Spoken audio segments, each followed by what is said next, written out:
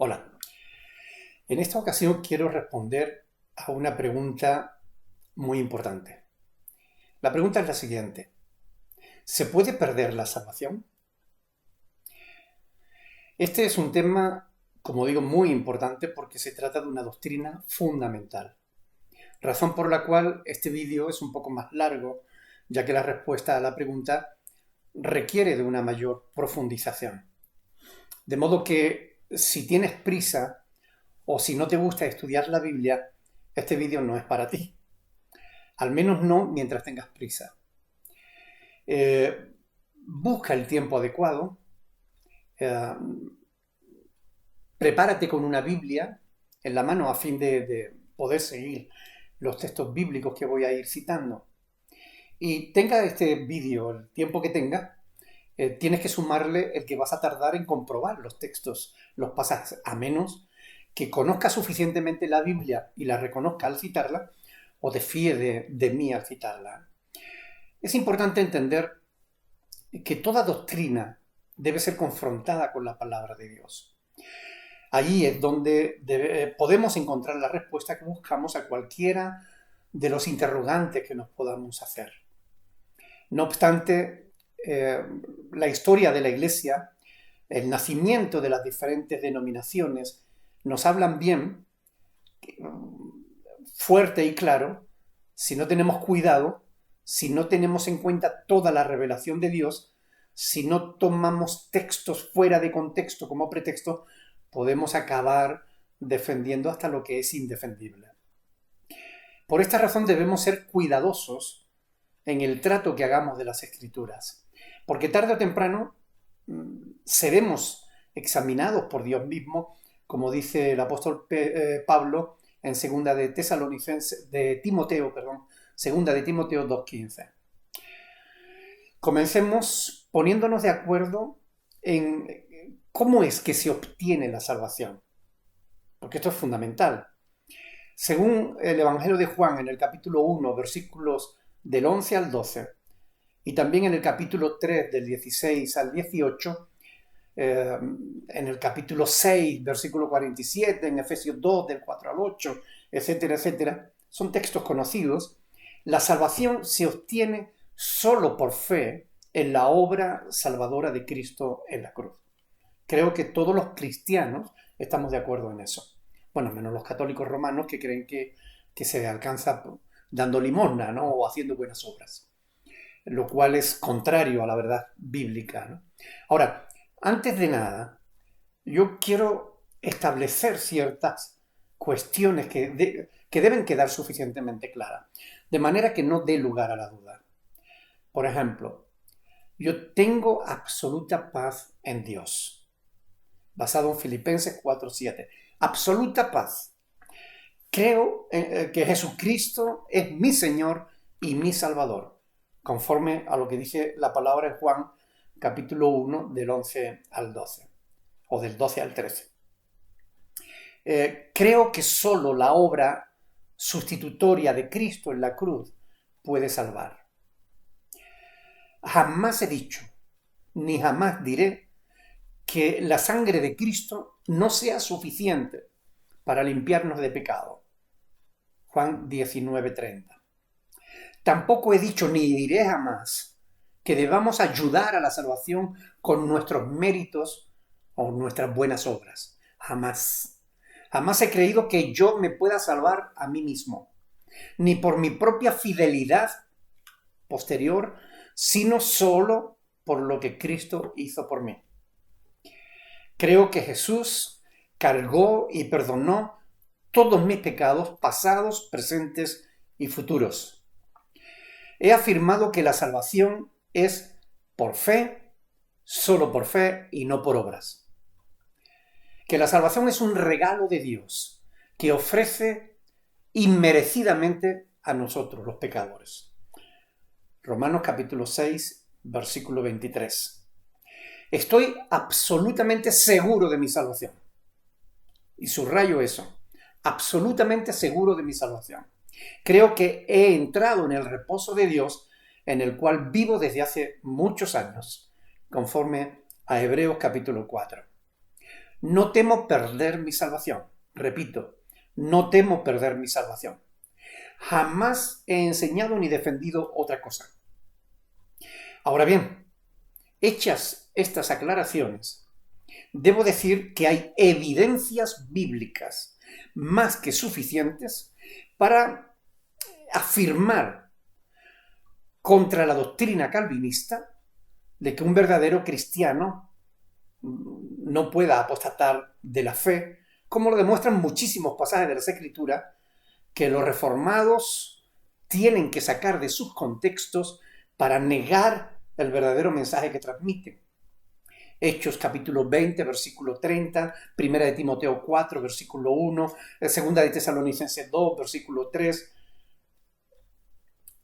Os recomiendo que lean esos pasajes. De hecho, para poder apostatar, antes se ha debido participar de la fe. De lo contrario, la apostasía no podría darse. No puede apostatar alguien que no ha tenido fe. Apostatar es justamente eso, apartarse y negar la fe que una vez se tuvo. Antes decía que la salvación es un regalo de Dios, un regalo que Dios hace al ser humano, algo que el apóstol Pablo afirma en Romanos 6, 23, pero no solo ahí, también en Efesios capítulo 2, versículo 8, donde dice, porque por gracia sois salvos por medio de la fe, y esto no de vosotros, pues es un don de Dios. La manipulación calvinista enfatiza que la fe es un don de Dios. Es decir, que el don de Dios es la fe, desviando la atención del estudiante del verdadero sentido del pasaje. Pero no es eso lo que dice Pablo ahí, sino que el don es la salvación, no la fe. La fe es el medio para poder alcanzar la salvación. La versión, por ejemplo, el lenguaje actual de ese pasaje dice, ustedes han sido salvados porque aceptaron el amor de Dios. Ninguno de ustedes se ganó la salvación, sino que Dios se la regaló. Efesios 2.8 en versión popular. Como ven, el regalo no es la fe. La fe es lo que Dios demanda para otorgarte el regalo de la salvación, lo cual encaja con todo el contexto bíblico del Nuevo Testamento. Una cosa es la obra de Cristo, la cual Él culminó y a la que yo no puedo ni debo intentar añadir absolutamente nada, sino recibirla en gratitud, ya que es un regalo de Dios, como dice Efesios 2 del 8 al 9, y otra bien distinta es que yo no pueda descuidar e incluso, después de algún tiempo, rechazar ese bendito regalo de la salvación. En ningún momento niego la doctrina de la seguridad de la salvación. Creo firmemente con todas las veras de mi alma que yo soy salvo, no por ningún mérito propio, sino por la gracia de Dios. Pero negar la evidencia escritural de que la salvación es un don o regalo y que debo apreciar y preservarlo, es también negar la verdad de la palabra de Dios, que nos enseña, entre otras cosas, que Dios mismo pone sobre el cristiano la responsabilidad de cuidar esa salvación tan grande. ¿Hay algún mérito nuestro en recibir y retener el regalo de Dios? No, en absoluto. Como los pámpanos de los que Jesús habló en Juan capítulo 15. El mérito de los frutos no consiste en mérito alguno de los pámpanos, sino en que éstos permanezcan asidos, pegados, unidos a la vid, para que la vid misma pueda hacer que los pámpanos lleven fruto. Pero si un pámpano se separa de la vid, ¿cómo evitará el secarse y dejar de dar frutos que glorifiquen al Padre? Por mucho pámpano que sea, si se separa de la vid, se secará, y lo recogerán y los echarán al fuego. Noten que Jesús no está hablando de otras plantas distintas, sino de pámpanos, es decir, de las ramas de la propia vid. La única diferencia que hace entre un pámpano y otro no es que crean o no, sino si no creyeran no serían pámpanos. La diferencia es si lleva fruto o no lo lleva, lo cual depende de que permanezca unido a la vid, porque separados de la vid nada podemos hacer. Si un pámpano se separa, no significa que Jesús falló en su obra, como maliciosamente quieren hacernos creer los calvinistas, sino que falló el pámpano al no permanecer unido a la vid. Fíjense lo que dice el Señor Jesús en Mateo capítulo 24, del 9 al 14. Dice, mas del 13 al 14, perdón, el que persevere hasta el fin, este será salvo. El que persevere hasta el fin, este será salvo. Y a vosotros también, dice más adelante, que erais en otro tiempo extraños y enemigos en vuestra mente, haciendo malas obras, ahora os ha reconciliado en su cuerpo de carne, por medio de la muerte, para presentaros santos y sin mancha e irreprensibles delante de él. Si, subrayen eso, si en verdad permanecéis fundados y firmes en la fe, sin moveros de la esperanza del evangelio que habéis oído, el cual se predica en toda la creación que está debajo del cielo, del cual yo, Pablo, fui hecho ministro. Colosenses 1, del 21 al 23. Ahí hay una clara condición. Si en verdad permanecéis fundados y firmes, yo creo que es suficientemente claro por sí solo, a menos de que permanezcamos fundados y firmes en la fe, sin movernos de la esperanza del evangelio, no seremos presentados santos y sin manchas e irreprensibles delante de él. En cuanto a la fe, el mismo apóstol nos enseña claramente, como viene en Romanos 10, 17, que la fe es por el oír y el oír por la palabra de Dios. En resumen, la salvación es un regalo que se obtiene por fe, y la fe se obtiene por oír la palabra de Dios. Se nos otorga, al oír la palabra de Dios, se nos otorga la capacidad de creer. Y algunos creemos y otros se niegan a creer. Pues tienen la capacidad de creer. Por lo cual también esto concuerda también con Hebreos capítulo 4, versículo 2. Porque también a nosotros se nos ha anunciado la buena nueva, como a ellos. Pero no les aprovechó el oír la palabra por no ir acompañada de fe en los que la oyeron. ¿Okay? Hay muchos pasajes que hablan de esta realidad, de esta verdad. Pero este pasaje de Hebreos habla de los judíos y gentiles y afirma que a los primeros no les aprovechó el oír el evangelio por no haberlo creído. Es decir, no quisieron aceptar el regalo que Dios les ofrecía. Porque un regalo se puede aceptar, pero también se puede desechar. Los calvinistas dicen que si el hombre debe aceptar el regalo, entonces es por obras. Pero no es así en absoluto. Aceptar un regalo no es colaborar para obtenerlo. Aceptar un regalo solo es aceptarlo por gratitud. No hay mérito alguna en aceptar un regalo. Todo el mérito es de quien concede el regalo y no de quien lo recibe. Además os declaro, hermanos, dice el apóstol Pablo, el evangelio que os he predicado, el cual también recibisteis, recibisteis, hay que recibir el evangelio, en el cual también perseveráis, hay que perseverar en el evangelio, por el cual también asimismo, si retenéis, eso es una condición, si retenéis la palabra que os he predicado, sois salvos, si no creísteis en vano. 1 Corintios 15, del 1 al 2. Por este pasaje, sabemos que el evangelio, o regalo de Dios, debe recibirse. Y también sabemos que no todos lo reciben. Además debemos perseverar en él, es decir, retener la palabra predicada. Entonces es cuando somos salvos por la gracia de Dios, que nos regala algo que no merecemos. Por otro lado, ¿qué ocurre si después de creer el Evangelio durante un tiempo, lo rechazamos o no perseveramos en él?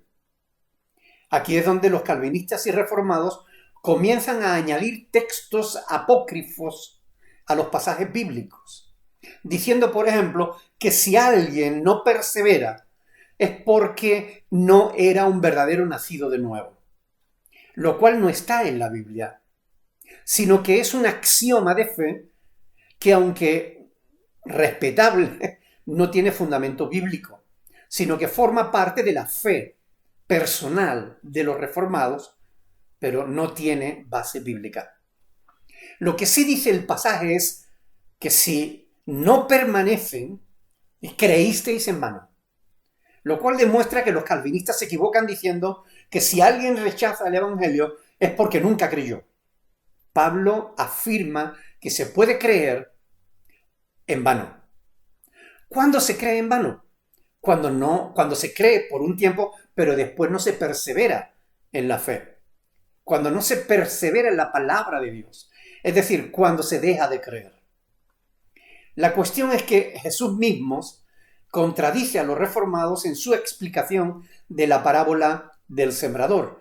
Lucas capítulo 8, versículos del 12 al 13. Allí dice que los de junto al camino son los que luego viene los que oyen, y luego viene el diablo y quita de su corazón la palabra para que no crean y se salven. Aquí está hablando de los que oyen pero no creen. Los de sobre la piedra, dice después, son los que, habiendo oído, reciben la palabra con gozo. Es decir, la creen. Pero estos no tienen raíces. Creen por algún tiempo. Escuchen bien, subrayen eso. Creen por algún tiempo. Y en el tiempo de la prueba se apartan. Aquí Jesús hace la diferencia entre los que oyen y no creen, porque el diablo les roba la palabra para que no se salven, y los que la reciben y creen, pero con el tiempo y las pruebas se apartan. Es importante darnos cuenta de que Jesús afirma claramente que es posible creer y después dejar de hacerlo. No se trata de que no creyeran nunca, sino de que lo hicieron durante un tiempo y después dejaron de hacerlo. Aunque los calvinistas digan que no, Jesús dice que sí. Por tanto, tendríamos que preguntarnos quién tendrá razón. ¿Quién se equivocará? Bueno, yo creo que Cristo tiene razón y que los calvinistas se equivocan. Yo prefiero creer a Jesús, al Hijo de Dios, antes que a Juan Calvino. Recordemos, que cuando se cree, se nace de nuevo. Por otro lado, después de más de 40 años de ministerio, conozco a gente que ha conocido a Jesús de corazón y aún así han querido soltarse después de él, por diversas razones. Desde luego, ninguna lógica ni ninguna justificada para quien permanece en Cristo. Pero ellos lo hicieron. Decir que nunca nacieron de nuevo es negar una realidad. Un amigo mío, íntimo amigo, fue pastor por 25 años. Aquellos que era un hombre de Dios con unos dones impresionantes, de aquellos que te hacían llorar en la presencia de Dios. Actualmente apostató de su fe. Ahora dice que perdió 25 años de su vida. No creyó nunca. Yo no puedo creer eso. Porque le conocí de primera mano. Vivimos momentos inolvidables en la fe de Jesús. Y aunque ninguna experiencia es suficiente por sí misma para sostener una doctrina, sí lo es cuando dicha experiencia está sustentada expresamente por las mismas Sagradas Escrituras. Es decir, La experiencia no sirve para sostener una doctrina, pero sí para confirmarla. Creo de todo corazón que Hebreos 6, del 4 al 6, habla de la apostasía, de apostatar de la fe, de aquellos que después de creer y de nacer de nuevo y tener al Espíritu de Dios, se apartan y ya nunca más vuelven. Recuerden que la apostasía es negar la fe que una vez se tuvo. Con respecto a Hebreos 6, de 4 a 6, déjenme explicárselo paso a paso. Dice, versículo 4, fueron iluminados. Nosotros sabemos que Cristo es la luz del mundo. Él dijo, el que me sigue no andará en tiniebla. De manera que ser iluminado significa haber creído en Cristo y seguirle, tener la luz, recibir la luz del Evangelio. Así que si aquellos de los que habla Hebreos 6:4 fueron iluminados, está hablando de gente que creyeron, tuvieron y siguieron a Cristo. Después dice, gustaron del don celestial, es decir, la salvación, y fueron hechos partícipes del Espíritu Santo. Para entender una palabra en la Biblia debemos buscar otros pasajes bíblicos para ver qué sentido le dan a esa misma palabra. Pues la Biblia debe ser interpretada a la luz de la propia Biblia. Al buscar la palabra don en relación con el cielo, podemos comprobar que se refiere al regalo de la salvación. Romanos 6:23, Efesios 2:8. Así que el don celestial o el don del cielo es la salvación. En cuanto al Espíritu Santo, nos encontramos con las palabras del Señor Jesús, quien en Juan capítulo 7, versículo del 37 al 39, dijo que el Espíritu lo recibirían aquellos que creyeran en Él. Eso lo dice Juan, explicando las palabras de Jesús en aquel último y gran día de la fiesta. Así pues, Hebreos se está refiriendo a quienes fueron hechos partícipes, es decir, recibieron al Espíritu Santo, experimentaron al Espíritu de Dios en sus propias vidas. La frase no deja lugar a la duda. Fueron hechos partícipes del Espíritu Santo. Esto no tiene otra interpretación que la que tiene. Es decir, el autor de Hebreos está diciendo que obtuvieron la salvación y fueron hechos templos del Espíritu Santo. Les recuerdo que nadie es hecho partícipe del Espíritu Santo sin nacer de nuevo. Seguimos en el versículo 5 de Hebreos 6. Dice, y asimismo gustaron la buena palabra de Dios y los poderes del siglo venidero. Es decir, oyeron, entendieron y experimentaron y creyeron la palabra de Dios, Efesios 1:13, y obtuvieron dones sobrenaturales, Primera de Corintios capítulo 12, versículos del 4 al 7. Además dice en el versículo 6, es imposible, versículo 4 y 6, es imposible que los que han pasado por todas estas experiencias sean renovados para arrepentimiento. Es decir, después de recaer, es decir, la apostasía total llega a un punto en el que ya no hay marcha atrás, no hay retorno. Quienes llegan a esta situación no tienen más oportunidad de arrepentimiento, por lo que no se habla de alguien que se aparta temporalmente de la palabra de Dios, sino de quien rechaza de manera consciente y voluntariamente la fe que disfrutó por fe en Cristo. ¿Podríamos negar lo escrito en Hebreos capítulo 12, versículo del 14 al 15? Fíjense lo que dice ahí el autor de Hebreos a los creyentes, a los judíos que habían creído en Jesús. Les dice, seguid la paz con todos y la santidad, sin la cual nadie verá al Señor. Y advierte, mirad bien, no sea que alguno de vosotros deje de alcanzar la gracia de Dios. No sea que alguno deje de alcanzar la gracia de Dios, que brotando alguna raíz de amargura os estorbe y por ella muchos sean contaminados. Le está hablando a los creyentes y le está diciendo que si no viven en santidad, no verán a Dios. Les está diciendo que pueden que algunos dejen de alcanzar la gracia de Dios. Mira pues, Romanos 11:22, mira pues la bondad y la severidad de Dios. La severidad ciertamente para con los que cayeron, pero la bondad para contigo. Sí, aquí hay otro condicionante, sí permanece en esa bondad, pues de otra manera tú también serás cortado. Miren, este pasaje es suficientemente claro por sí mismo.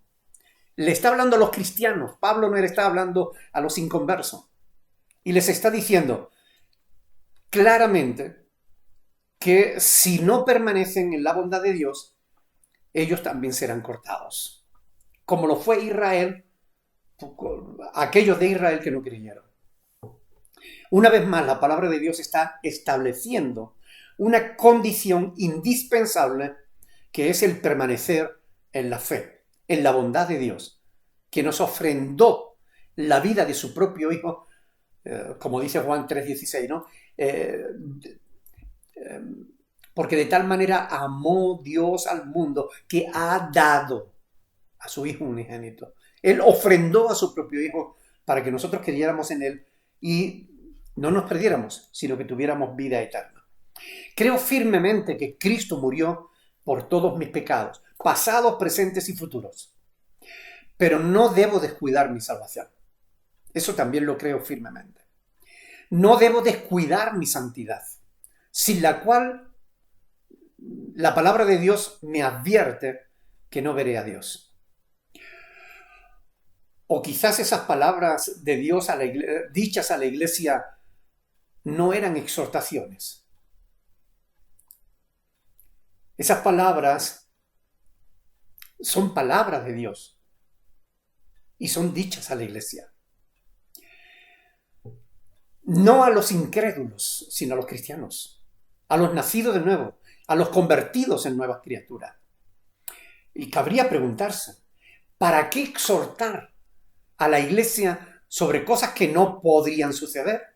Si es que los cristianos no pueden descuidar su salvación.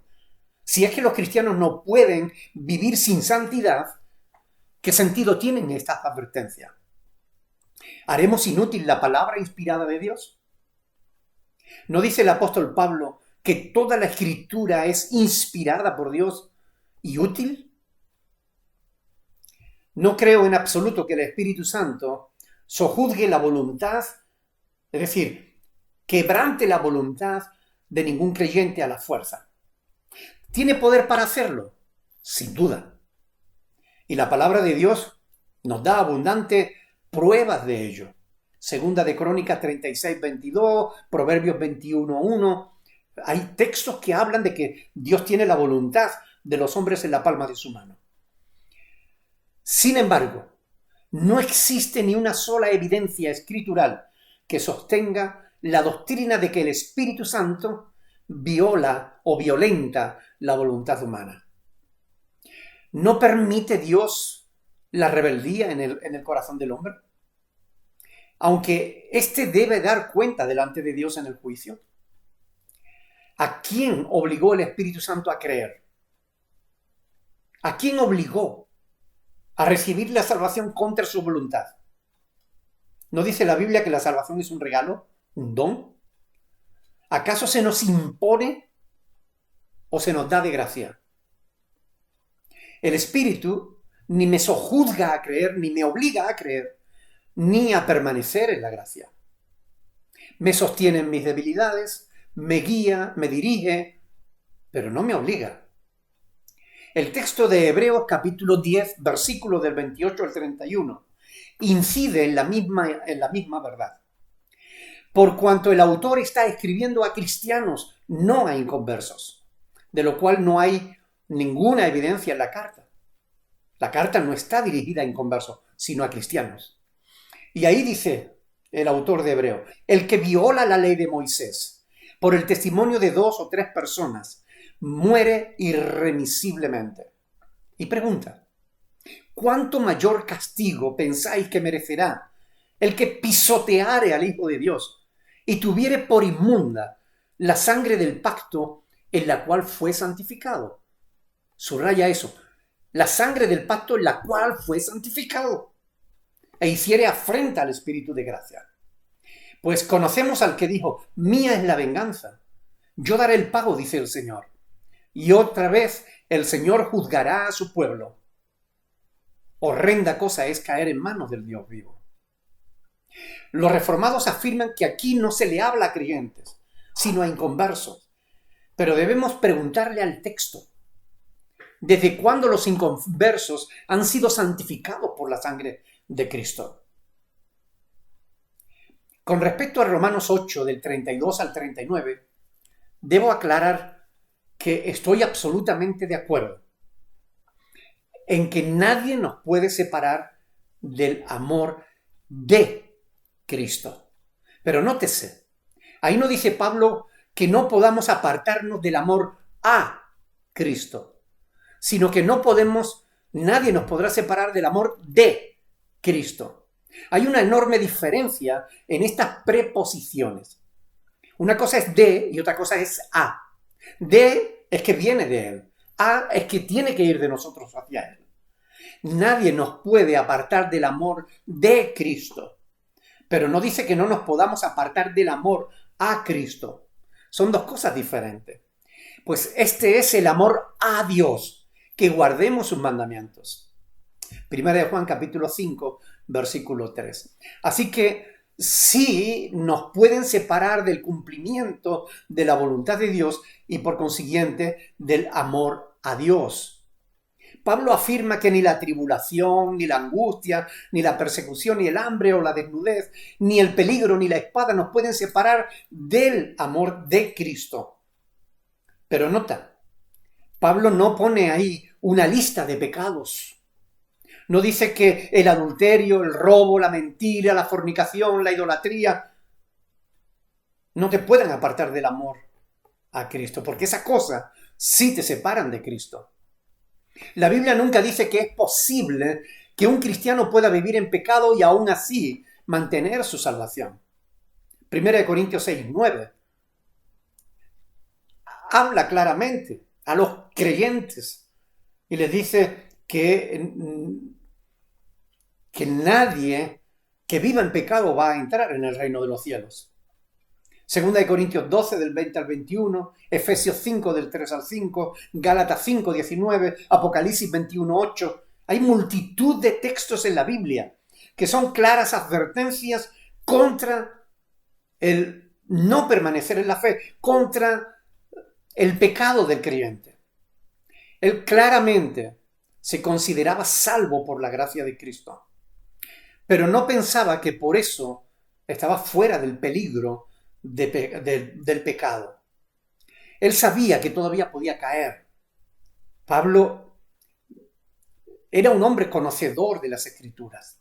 Y él dice, en Filipenses 3, dice, no que lo haya alcanzado ya, ni que ya sea perfecto, sino que prosigo por ver si logro asir aquello para lo cual también fui asido por Cristo Jesús. Hermanos, yo mismo no pretendo haberlo ya alcanzado.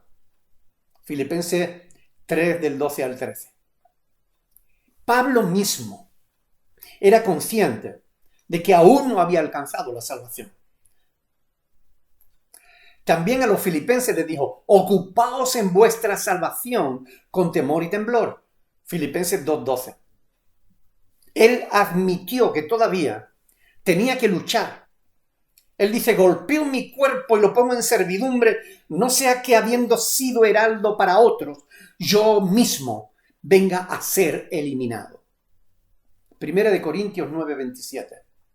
El apóstol Pablo no rechazaba tan alegremente como los reformados la idea de que podía ser desechado. Esta es una realidad con la que tenemos que vivir los creyentes.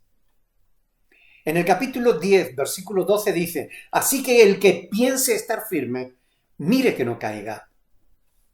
Uno de los argumentos más usados por los calvinistas y reformados es el pasaje siguiente. Juan capítulo 10, versículo del 27 al 30.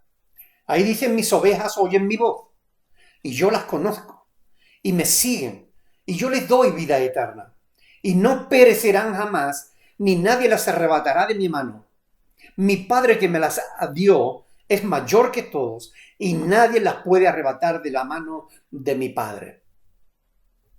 Yo soy absolutamente de acuerdo con el Señor Jesús. Nadie nos puede arrebatar de la mano del Padre. Pero, ¿quién puede separar, quién puede asegurar que Dios nos obligue a estar bajo su cuidado? ¿Quién puede decir que alguno no puede salirse voluntariamente de la mano de Dios? Que un hijo no puede desobedecer al Padre. En ningún momento niego el poder de Dios para guardarnos. Lo que niego, lo que pongo en tela de juicio, es la capacidad humana para permanecer bajo el cuidado amoroso de Dios. En multitud de ocasiones hemos visto como personas que fueron absolutamente transformadas por la llegada del Evangelio a sus vidas y después, en algún momento de las mismas, se salieron del cuidado de Dios. Algunos volvieron a tiempo, es decir, apostataron durante un tiempo. Otros apostataron definitivamente, amando más el mundo que a Dios. Pablo da testimonio de que esto ocurre. Él dice, porque Demas me ha desamparado amando este mundo y se ha ido a Tesalónica. Segunda de Timoteo 4:9. No creo que la apostasía de Demas deban ocultarla diciendo que es que si se fue al mundo es que nunca creyó. No. ¿Se equivocó Pablo con Demas? Yo pienso que no. Como tampoco se equivocó Jesús con Judas, como veremos más adelante. De ahí la advertencia del apóstol Juan. No améis al mundo ni las cosas que están en el mundo. Si alguno ama al mundo, el amor del Padre no está en él. Porque todo lo que hay en el mundo, los deseos de la carne, los deseos de los ojos, la vanagloria de la vida, no proviene del Padre, sino del mundo. Y el mundo pasa y sus deseos, pero el que hace la voluntad de Dios permanece para siempre. Primera de Juan 2, del 15 al 17. Los cristianos, pues, pueden amar al mundo o hacer la voluntad de Dios. Pueden permanecer firmes en la fe, o puede llegar un momento en que nieguen la fe que tuvieron. Y negar esta verdad es negar la evidencia de las Sagradas Escrituras. Si el cristiano no puede salirse del cuidado de Dios, ¿qué sentido tendrían tantas advertencias como tenemos en la palabra de Dios hacia la necesidad de la permanencia? Considero que es importante tener en cuenta las palabras del apóstol Pablo, cuando dice, además os declaro, hermanos, el evangelio que os he predicado, el cual también recibisteis, subrayen, en el cual también perseveráis, por el cual asimismo, si, condicionante, retenéis la palabra que os he predicado, sois salvos. Si no, creísteis en vano. 1 Corintios 15, del 1 al 2. ¿Qué dice Jesús sobre estar siempre salvo una vez que se confiesa al Señor?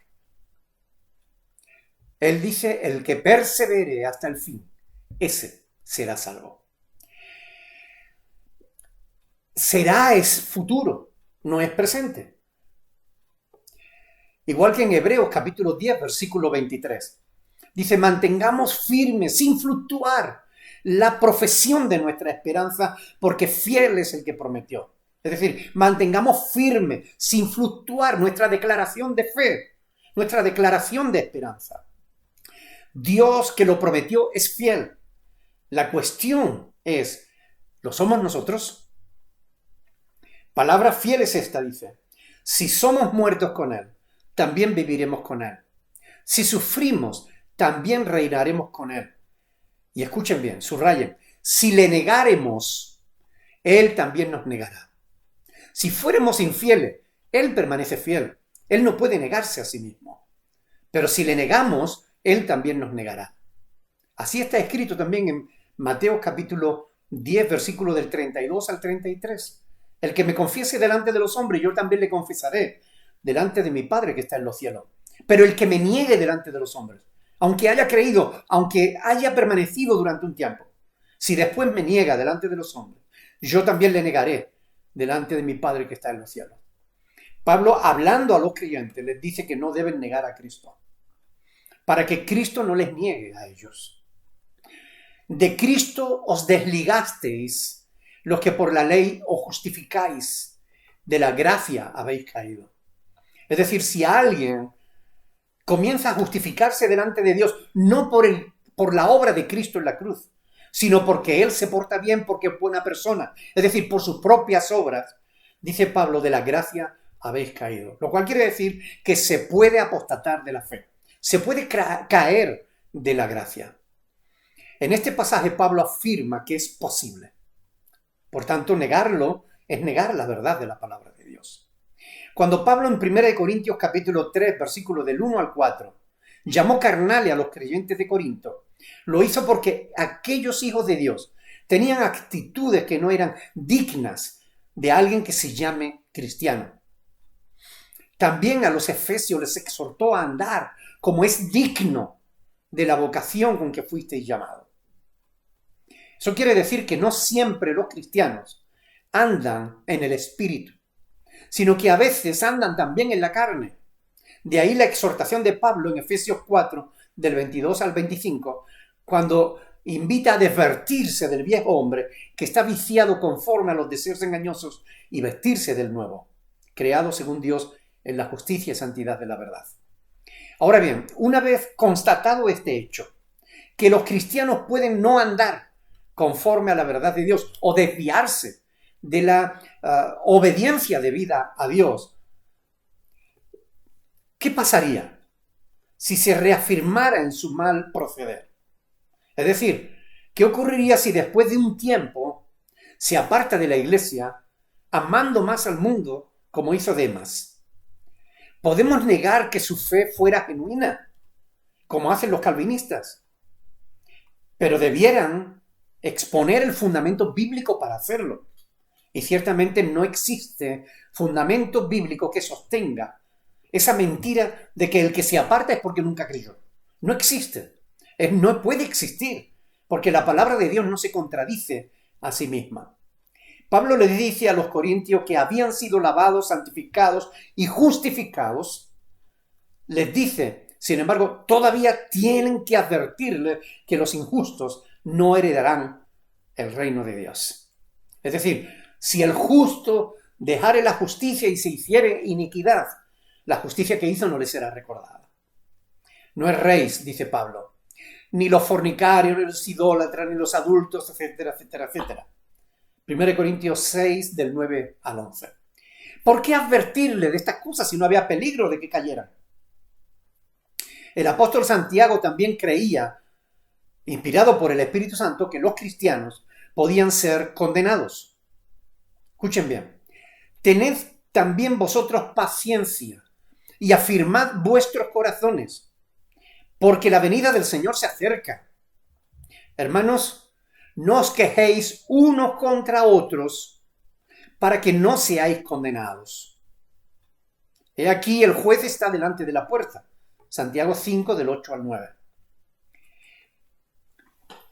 Miren, es muy importante esto, porque aquí está hablando a los hermanos y les está diciendo claramente, hermanos, no os quejéis uno contra otro para que no seáis condenados. Es decir, un creyente puede ser condenado si se pasa la vida quejándose de los hermanos. Porque es posible ser cristiano y aún así extraviarse de la fe. Porque raíz de todos los males es el amor al dinero, el cual codiciando algunos se extraviaron de la fe y fueron traspasados de muchos dolores. 1 Timoteo 6, 10.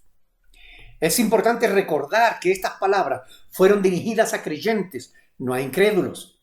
Creyentes a los que se les dice que es posible extraviarse de la fe. Creyentes que podían deslizarse y caer, por lo cual es necesaria la advertencia.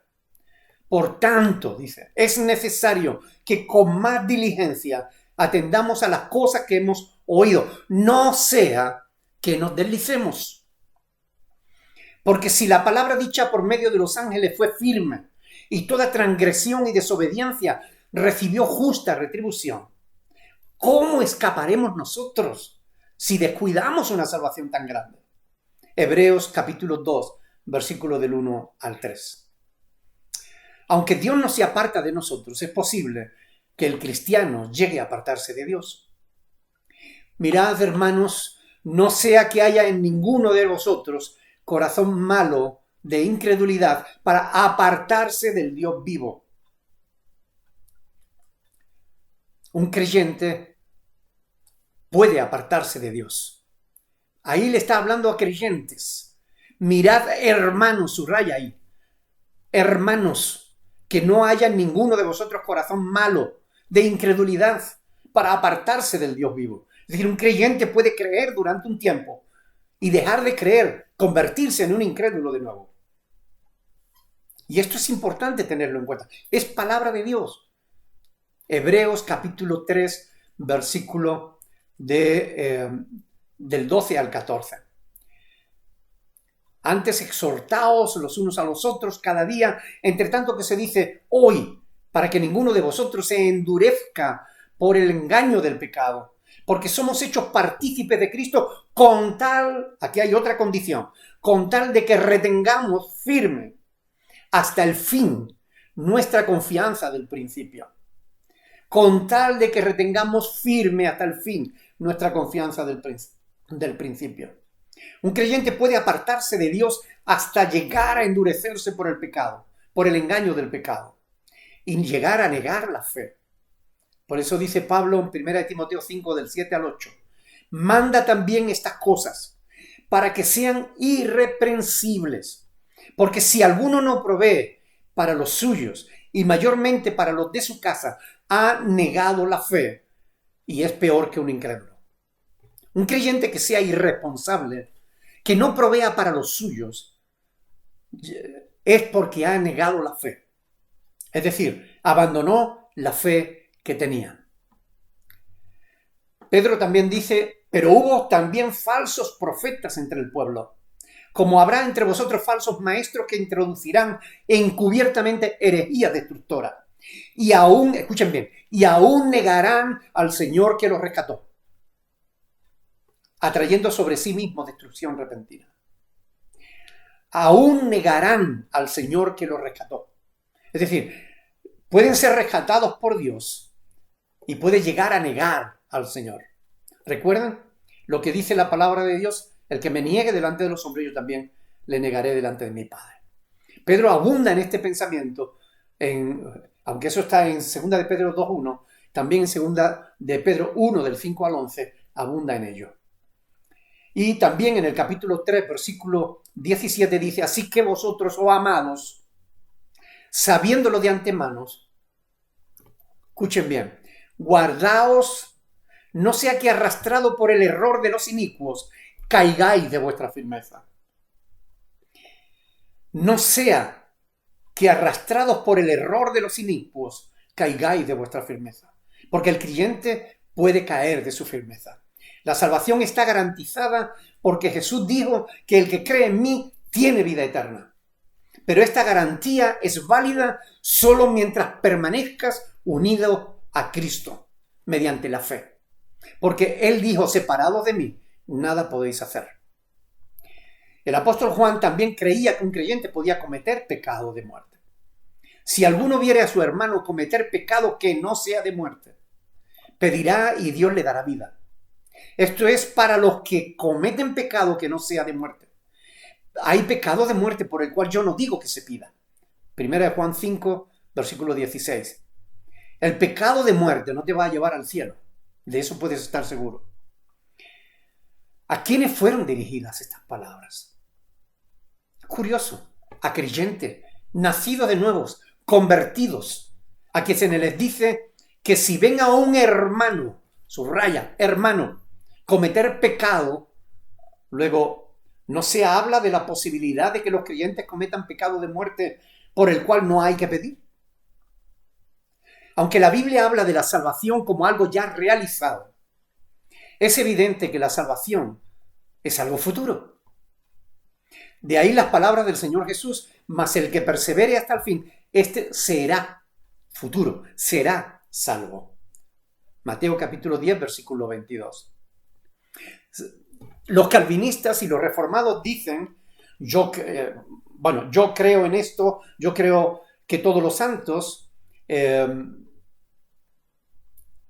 todos los que pertenecen realmente a Dios, perseverarán hasta el fin, porque el libro me dice, mas el que persevere hasta el fin, este será salvo. Esto dicen los calvinistas. Pero esa afirmación contiene una incoherencia en sí misma. Pues el texto no dice lo que dicen los calvinistas, que el que cree será salvo porque permanecerá hasta el fin. No dice eso. Lo que habla es de que es necesario que persevere hasta el fin si quiere llegar a obtener la salvación futura. Dios nunca nos abandonará. Nunca. Pero debemos cuidar que no seamos nosotros quienes les abandonemos a Él. Efesios 2, del 5 al 7 dice, aún estando nosotros muertos en pecado, nos dio vida juntamente con Cristo y por gracias somos salvos.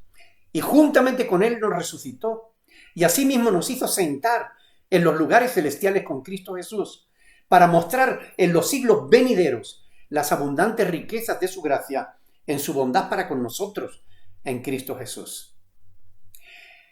Basados en pasajes como estos, los calvinistas dicen que si Dios nos dio vida, no nos la puede quitar. Que si Dios nos resucitó y nos sentó en los lugares celestiales, no nos volverá a quitar de esos lugares. Me parece que se hacen un flaco favor interpretando esos pasajes como ya realizados. Pues Dios llama a las cosas que no son como si fueran. Romanos 4:17. Dios llama a las cosas que no son como si fueran. Pretender que ya estamos con Cristo en los lugares celestiales es, a mi humilde entender, un error hermenéutico básico. Es teología infantil. Pues aún la salvación de la que tan seguro estamos, la tenemos solo en esperanza. Primera de Tesalonicenses, capítulo 5, versículo 8. Pero nosotros somos del día. Seamos sobrios, habiéndonos vestido con la coraza de fe y de amor, con la esperanza de salvación como yelmo. Aún no ha llegado el día de nuestra redención. Romanos 8, del 18 al 27. La salvación es una esperanza. También el apóstol Pedro lo entendía así, cuando dijo, antes creemos que por la gracia de Dios por la gracia del Señor Jesús, seremos salvos. Seremos futuro, no pasado. Pues mucho más, estando ya justificados por Él, estando ya justificados en su sangre, por Él, seremos salvos de la ira. Porque si siendo enemigos fuimos reconciliados con Dios por la muerte de su Hijo, mucho más, estando reconciliados, seremos salvos por su vida. Romanos capítulo 5, versículos del 9 al 10. Si tenemos en cuenta nuestra salvación garantizada, una vez salvo, siempre salvo, no necesitamos entonces la esperanza. Sabemos que vamos al cielo. Sin embargo, Pablo escribe lo contrario, que la salvación está basada en algo que esperamos. Fíjense lo que dice Pablo en Romanos capítulo 8, versículos del 24 al 25. Porque en esperanza fuimos salvos. Subráyelo ahí. En esperanza fuimos salvos. Pero la esperanza que se ve no es esperanza. Porque lo que alguno ve hay que esperarlo. Pero si esperamos lo que no vemos, con paciencia lo aguardamos. Yo creo que tengo vida eterna. Lo creo por la gracia y el amor de Dios que me regala por fe en Cristo esa salvación. Lo cual me lleva a vivir de tal modo que por nada ni nadie yo vaya a perder mi salvación. Este inmenso regalo que costó nada más y nada menos que la vida de Jesucristo mi Señor. Por esa razón no la descuido, sino que vivo siempre alerta, disfrutando de mi relación personal con Dios, pero sin bajar la guardia, para que nada me distraiga del supremo llamamiento de Dios en Cristo Jesús.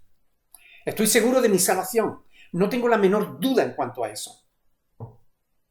Pero no todos obran del mismo modo.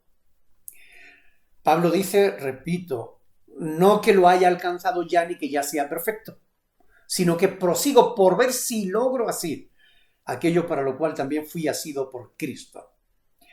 Muchísimos pasajes de las Sagradas Escrituras enseñan concluyentemente que el ser humano ha sido bendecido con la libertad de poder elegir su propio destino. Así lo ha querido Dios en su soberana voluntad, desde la historia del Edén, que está relatada en el Génesis.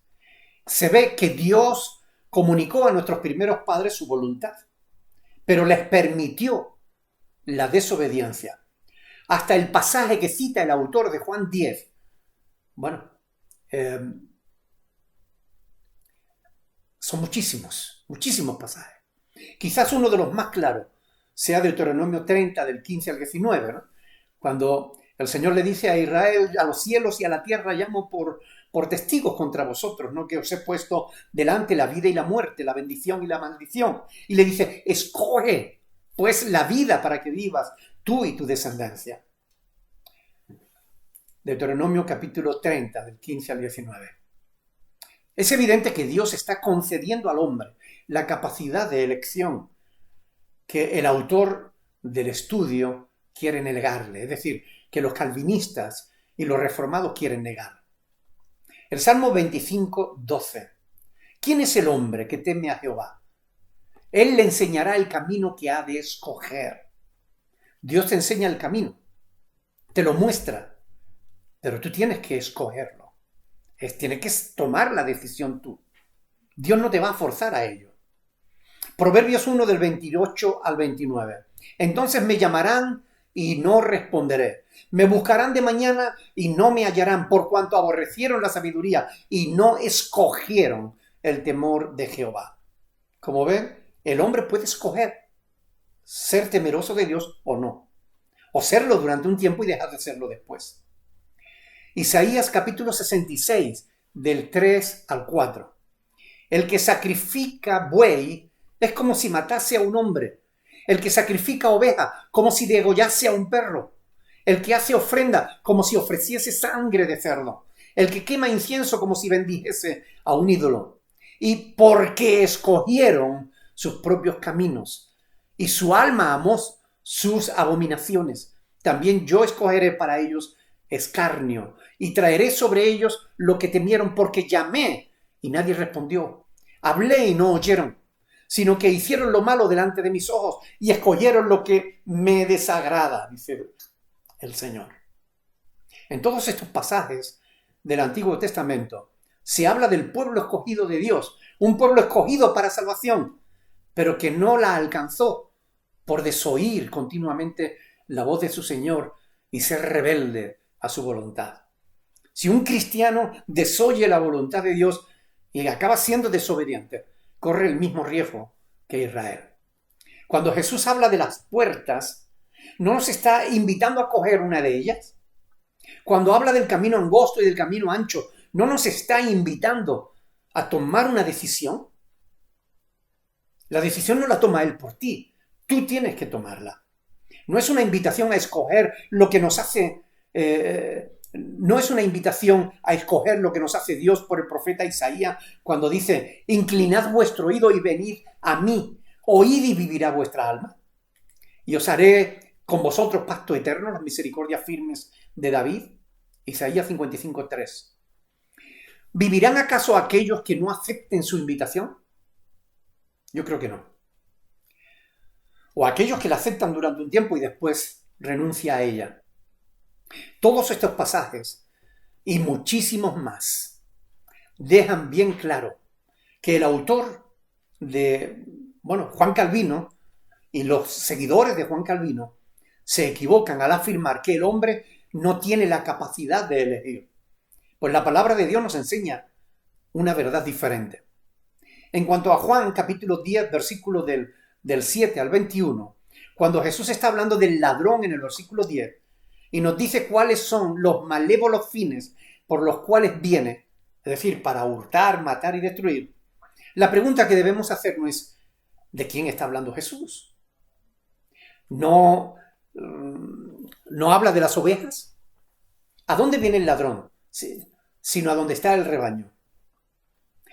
Si el rebaño y las ovejas son de Cristo, ¿cómo es que el ladrón puede hurtar, matar y destruir?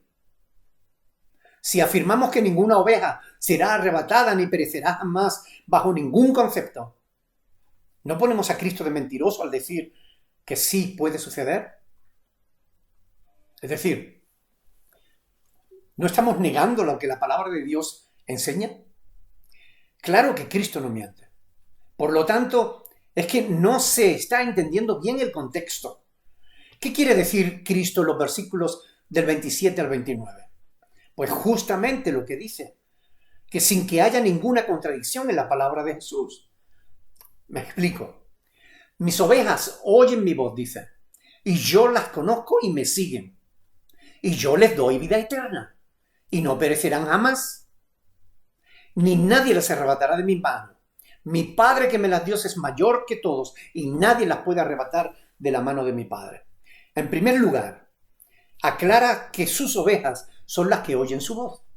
Es decir, atienden sus palabras. Estas son las que Jesús conoce. Nadie sabe a ciencia cierta quiénes son. Él sí, Jesús sí. En segundo lugar, le siguen.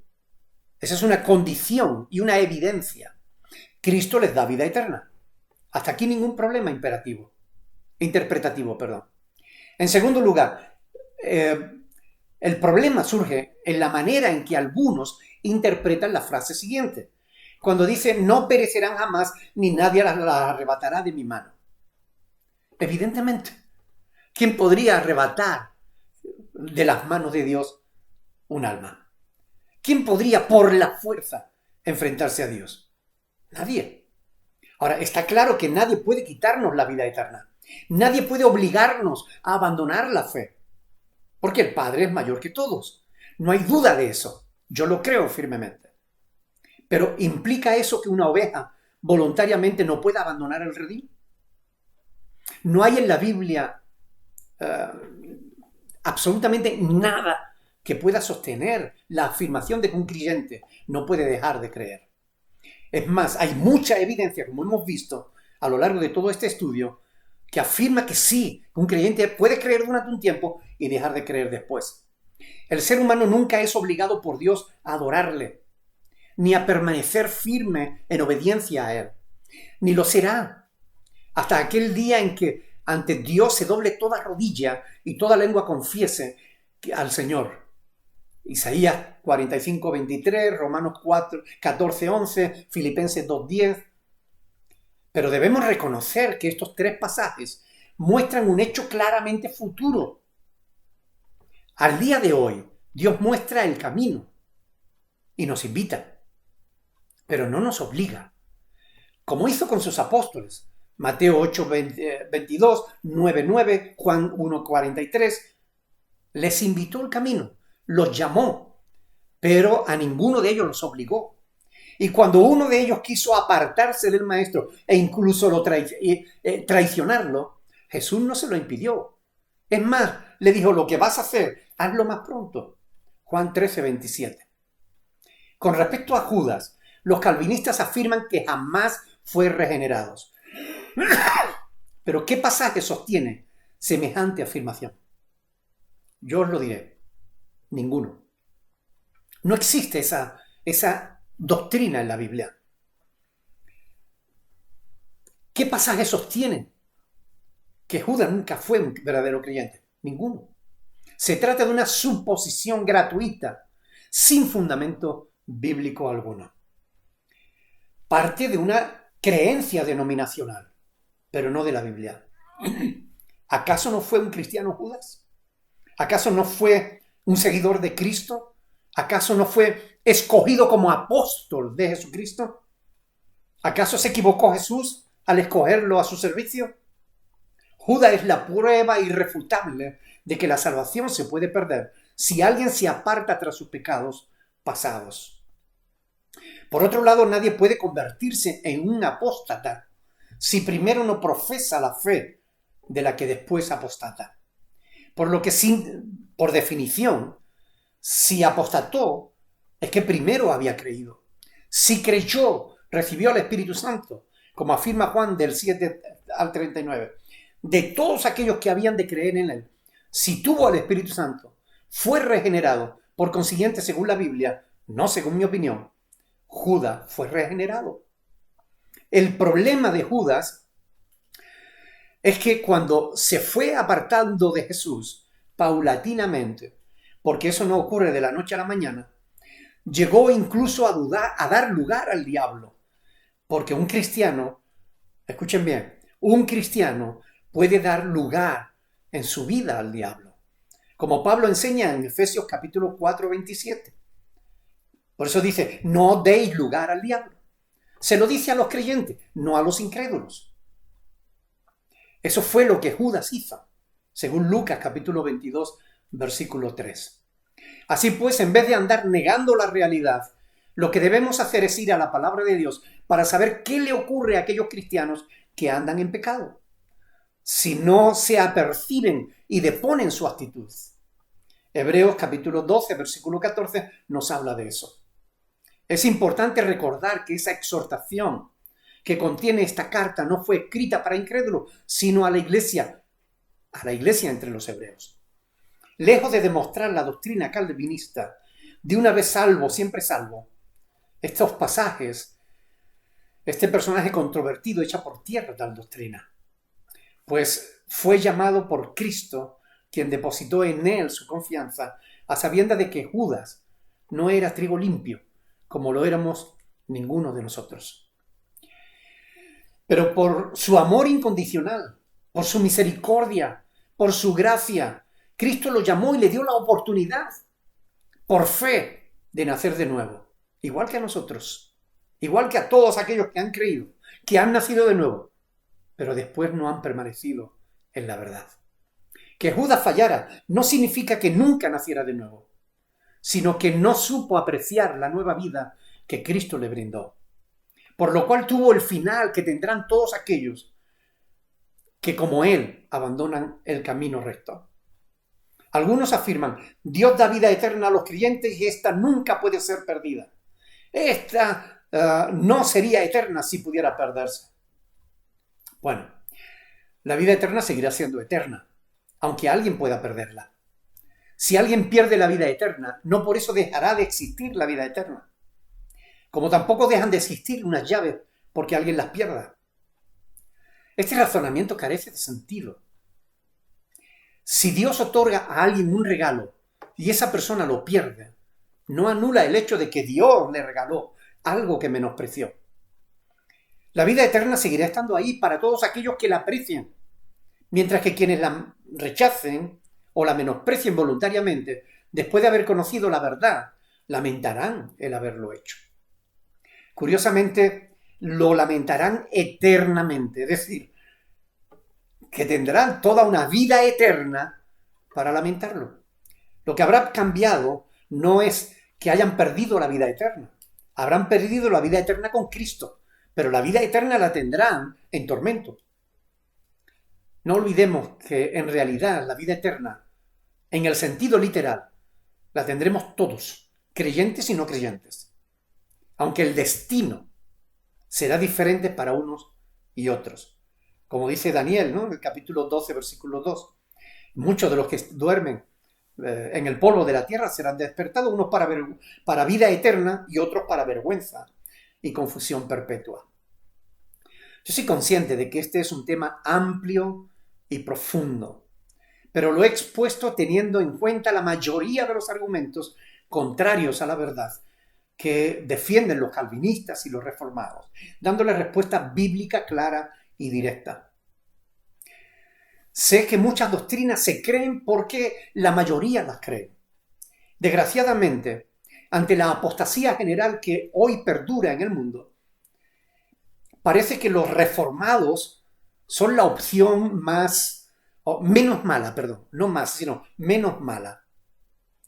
Y mucha gente está creyendo en las doctrinas reformadas. Pero lo menos malo no es lo mejor. Tenemos que volvernos a las Escrituras para descubrir la verdad al 100%, no al 90% ni al 95%. Porque como muchas veces he dicho, aunque tú le eches 3 gotas de cianuro a un vaso con agua, esas 3 gotas te pueden matar. Yo espero que este vídeo os puedan servir, al menos a todos aquellos que de verdad quieren estudiar la palabra de Dios. Que este desgranar el tema os haya podido servir para ampliar vuestro conocimiento sobre estos temas. Yo le pido a Dios que os otorgue realmente el conocimiento necesario para perseverar en la verdad. Perdón por lo largo del vídeo, pero era necesario aclararlo punto tras punto. Que Dios le bendiga, mis hermanos.